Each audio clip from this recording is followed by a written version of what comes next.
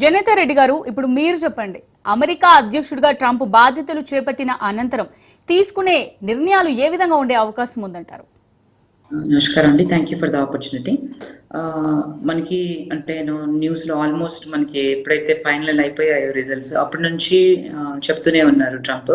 So తను చేసిన ప్రామిసెస్ని అన్నిటిని కూడా నేను ఎగ్జిక్యూటివ్ ఆర్డర్స్ ద్వారా I will make it happen అని నేను ఆల్మోస్ట్ ఒక డజన్ నుంచి అరౌండ్ 100 వరకు సైన్ చేస్తారు ఎగ్జిక్యూటివ్ ఆర్డర్స్ అనేది మనకి తెలుస్తుంది. ఎస్పెషల్లీ దీనిలో చూసుకుంటే వెరీ ఇంపార్టెంట్ థింగ్ వచ్చేసి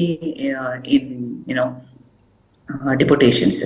సో ఎస్పెషల్ ఇమిగ్రేషన్ గా, ఎందుకంటే అది ఎప్పుడు ప్రామిస్ చేశారు తను, అంటే ఈ క్రిమినల్ బ్యాక్గ్రౌండ్ ఉన్న ఎవరైతే ఉన్నారో అన్డాక్యుమెంటెడ్ ఇమిగ్రెంట్స్ వాళ్ళని స్పెసిఫిక్ గా డిపోర్ట్ చేయాలనేది. సో మ్యాస్ డిపోటేషన్ చేస్తాము అని. సో బట్ దానికి అంటే స్టేట్ గవర్నమెంట్స్, లోకల్ బాడీస్ ఎట్లా ప్రిపేర్ అవుతున్నాయి ఏంటి, వాళ్ళు ఎలా సపోర్ట్ చేస్తారు. ఆఫ్ కోర్స్ ఇది ఫెడరల్ ఇమిగ్రేషన్ అనే కానీ ఇది ఫెడరల్ లా కదా. So through out the United states ఉంటారు కాబట్టి స్టేట్స్ హెల్ప్ కూడా కావాలి వాళ్ళకి.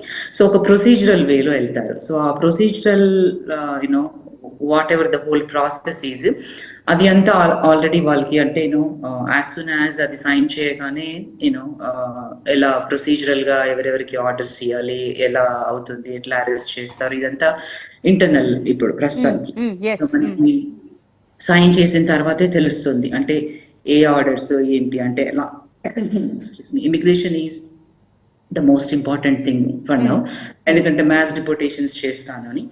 ఇలా చూసుకుంటే అంటే మనకి ప్రీవియస్ ప్రెసిడెన్షియల్ రోల్లో కూడా, అంటే ఇప్పుడు ఒబామా ఉన్నప్పుడు కానివ్వండి, మిగతా ప్రెసిడెంట్స్ ఉన్నప్పుడు కూడా బాగానే డిపోర్ట్ చేశారు, అంటే ఇట్లా క్రిమినల్ బ్యాక్గ్రౌండ్ ఉన్న అన్డాక్యుమెంటెడ్ ఇమిగ్రెంట్స్ ని కూడా. But at the same time mass deportations అని అంటే ఎంత క్విక్ గా ఎంత మందిని డిపోర్ట్ చేస్తారు ఏంటి ప్రొసీజరల్ అనేది మనం we have to wait and see. ఎందుకంటే ఆ ఎగ్జిక్యూటివ్ ఆర్డర్ సైన్ చేసిన తర్వాతే మనకు ఆ డీటెయిల్స్ అన్ని కూడా తెలుస్తాయి.